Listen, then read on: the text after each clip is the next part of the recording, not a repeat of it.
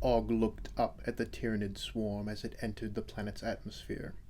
It slowly began to fill the entire sky as it undulated and moved as one, like a massive murmuration of starlings, or an impossible school of fish. Little flashes and bursts of light dotted the swarm like little twinkling stars. Gallus recognized the work of Fury interceptors that were harassing the teeming horde, but it all just looked so insignificant. The sprawling black mass began to stretch out and tendrils began to split from the main force until it looked as if an enormous hand was reaching to grasp the planet. The bugs were splitting off to focus their efforts on the remaining patches of jungle that the Imperium left to lure them in. Gallus frowned as the Hive Fleet took the bait. The Tyranids were no mere beasts. They were guided by an intelligence that directed them as one. If that intelligence was willingly sending its swarm into a trap, it was simply confident in its ability to overrun anything the Imperium could throw at it. The Commissar kept these thoughts to himself. Fire! The Hydra tanks and fixed flak guns opened fire into the plummeting swarm. Plumes of black smoke burst in the sky as shells sent shrapnel tearing through the mycetic spores that screamed through the sky towards their targets. Hive ships were breaking away from the spores to pursue the harassing Imperial vessels. Flak continued to fill the sky with thick black smoke, but the spores were simply too many. There was a moment when the flak seemed to hold back the entire tendril as spore after spore was shredded to pieces by the concentrated fire. Foul ichor began to rain down on the men of the Estara Triangle fortifications. To the horror of the men, the remains of the Tyranids that splattered them proved to still be acidic and began to eat holes in their uniforms. The swarm seemed to shudder as it swelled and gathered, as it began to inexorably push through the fire of the defenders. As the mycetic spores came into range, las fire erupted from the fortified positions around the triangle, but still they came on. Mackay, of House Paius, the venerable Imperial Knight, began to fire his plasma decimator, turning spore after spore to ash. Og and the Ogrins watched Mackay in amazement. If something as big and powerful as this knight worked for the Emperor, they reasoned that the Emperor must be even greater and larger than this warrior. Mycetic spores began impacting the remaining patch of jungle. Hideous screeching could be heard as the creatures began to disembark and gather into ranks. The men of the Estara Triangle continued to focus fire on the relentless rain of spores. They needed to thin the ranks of these creatures, or they would surely be overrun. Gallus could see the Ogrins getting excited as the battle was about to begin in earnest. He needed to buy a little time before he could unleash their strength and ferocity to its maximum effect. "Biff, inspection!" Bonehead Biff nodded and began checking the kits of the Ogrins. Gallus had already checked to make sure they were fully prepared for this fight, but he needed them to be occupied for just a little bit longer. As the inspection went on, chitinous forms of the enemy began to emerge from the jungle. Termagants and Hormagaunts surged forwards towards the fortifications. "Keep up your fire and hold the line, Cadians!" Fletcher was urging his men. "Purge these Xenos! For the Emperor!" The Gaunts were merely a distraction as the truly dangerous foes gathered within the dense jungle. All they were meant to do was push the line forward. All manner of munitions sprayed from the bioweapons of the Gaunts, but they were having little effect on the fortified positions. A few men fell screaming to the ground as flesh-eating worms bored into their flesh, or they watched in horror as acid ate their arm down to the bone. More than a few bolt rounds from the officers provided those men with the Emperor's mercy, as the Gaunts continued to push the line towards the outer trenches.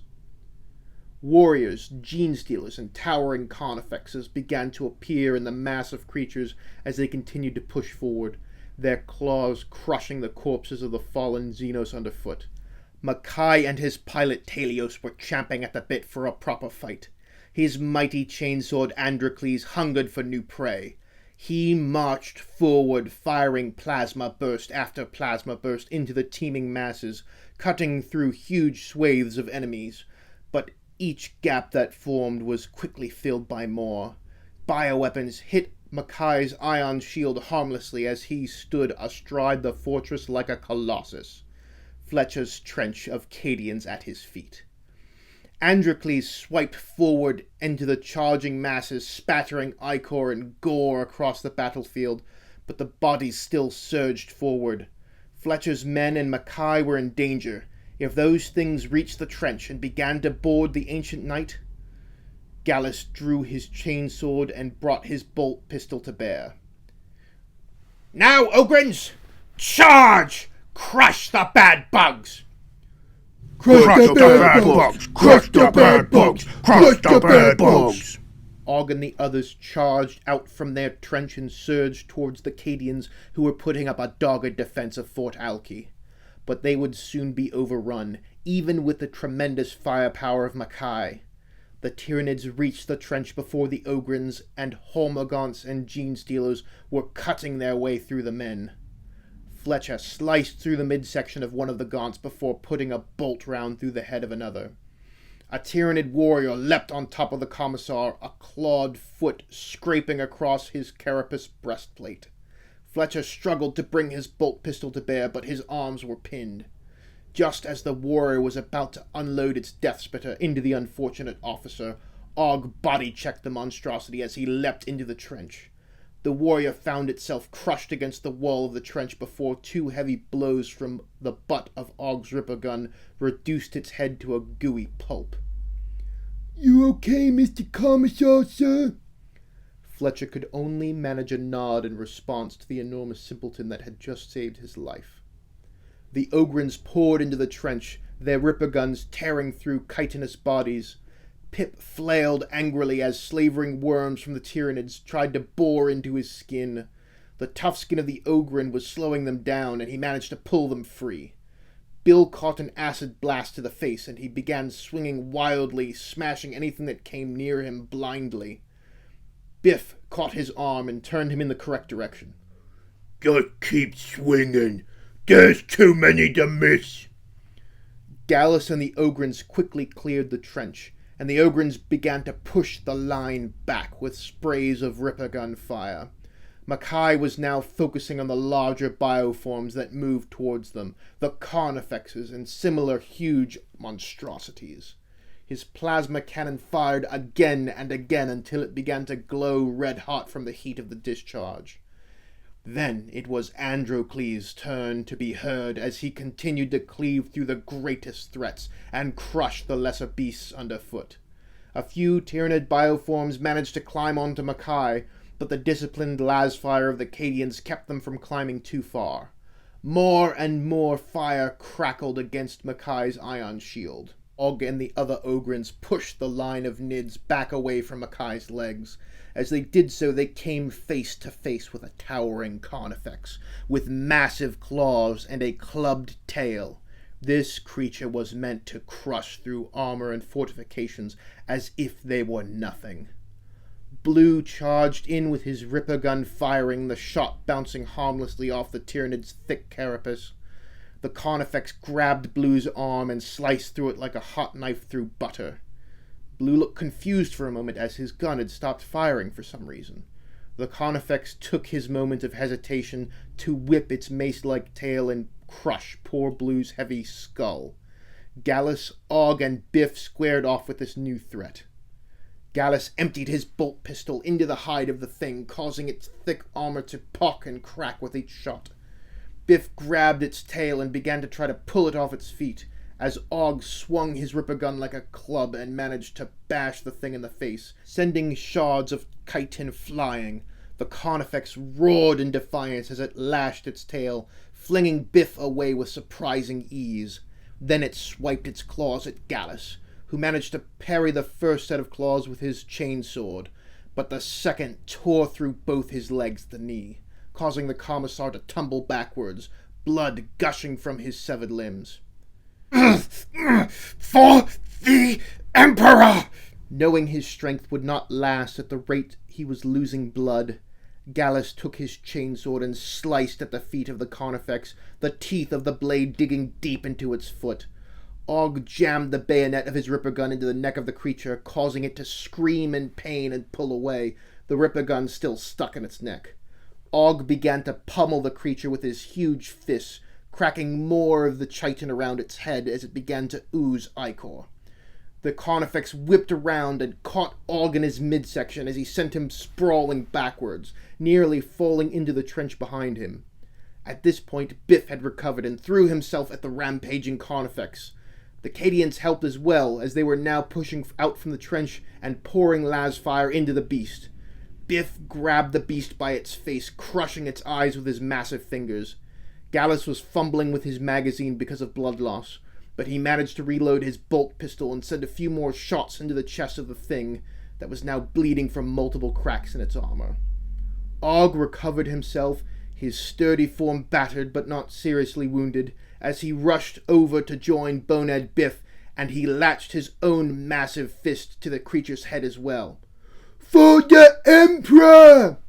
With that, both Ogryns tore the head of the carnifex as its huge form fell to the earth. With a crash, Biff and Og recovered their weapons and reformed the line with the other Ogryn. Even though they defeated a great enemy, there just seemed to be more and more enemies. They just never ended. At that moment, there was a roar from the skies. Cheers erupted from the Cadians among the Ogryns who knew that sound. Drop pods. The mustard yellow lamenter drop pods began impacting all around the Estara triangle, helping to bolster the defenders. The sons of the Emperor surged forward in gleaming ceramite and bathed the battlefield in holy bolter fire. Mackay surged forward. His ion shield had fallen, but his durable form was still hungry for battle. The skies began to thin.